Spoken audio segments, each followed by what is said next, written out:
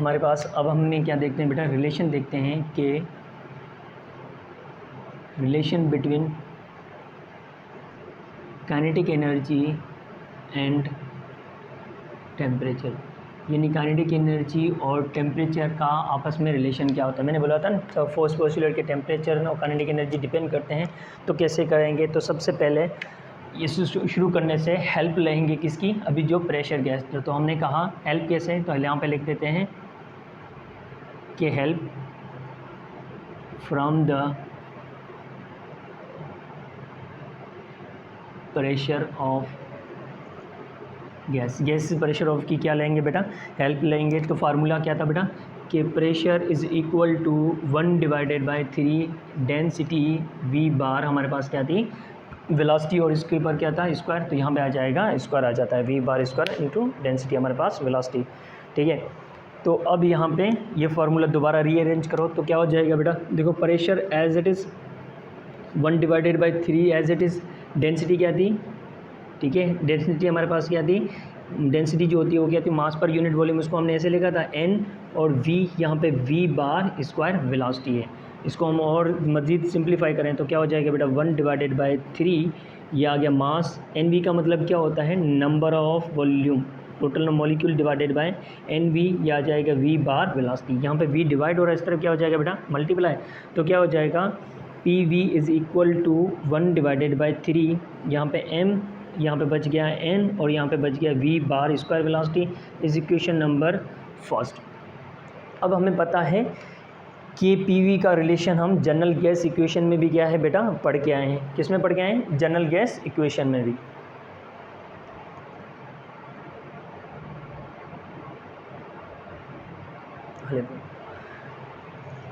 तो बेटा general gas as we know हमें पता है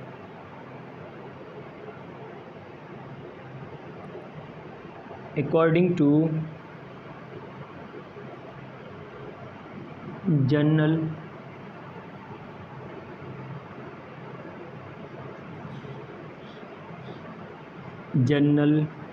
gas equation, general gas equation के बारे में हमें पता है। तो जनरल गैस इक्वेशन बेटा क्या थी कि P V is equal to N R और टी, तो यहाँ पे हमारे पास वही टी। अब ये वैल्यू और ये वैल्यू, क्वेश्चन नंबर सेकंड और फर्स्ट को आप क्या कर देते हो, कंपैरिजन करते हो, क्योंकि लेफ़्ट साइड देखो दोनों की क्या है सेम होती है, तो कंपैरिजन करोगे तो क्या हो जाएगा बेटा, तो यहाँ पे क्या लिखा हुआ है कि कंपेयरिंग 1/3, ये आ जाएगा m, यहाँ पे आ जाएगा n, और ये आ जाएगा v bar square velocity is equal to n r और t, ये आ गया कंपेरिजन। अब हमें पता है बेटा n का मतलब क्या होता है, एवोगैड्रो के हिसाब से देखें तो total number of molecules in Avogadro. तो इसका मतलब क्या है, n को हम ऐसे लिख सकते हैं बेटा कि n जो होता है total number of molecules in Avogadro's, ये हमारे पास आ जाती है। तो ये वैल्यू पुट कर दो यहाँ पे, तो आपके पास क्या हो जाएगा बेटा, देखो v ये एज इट इज़ रहा, ये n सेम रहा, यहाँ पे n, ये v bar square velocity, n की जगह पे क्या आ जाएगा n divided by n a, और यहाँ पे आपके पास आ जाएगा r, और यहाँ पे टेम्परेचर। बेटा ये n यहाँ पे भी है, तो आपके पास क्या हो जाएगा, ये n से n ख़त्म हो गया, बाकी क्या बच गया कि 1/3 m v bar square velocity is equal to, यहाँ पे इसको हम ऐसे लिख सकते हैं n a, और यहाँ पे आ जाएगा आपके पास t। अब आपने क्या करना है बेटा, इसको सिंप्लीफाई करने के लिए, क्योंकि हमें रिलेशन बनाना होता है कैसे, तो आपको पता है बेटा काइनेटिक एनर्जी जो का फार्मूला है वो कैसे होता है, हाफ mv² होता है। यहाँ पे हमारे पास 1/3 है, 1/2 नहीं है, तो हम इसको क्या करेंगे, तो मोथ मल्टीप्लाई करेंगे 3/2, multiply bye 3/2 multiply by both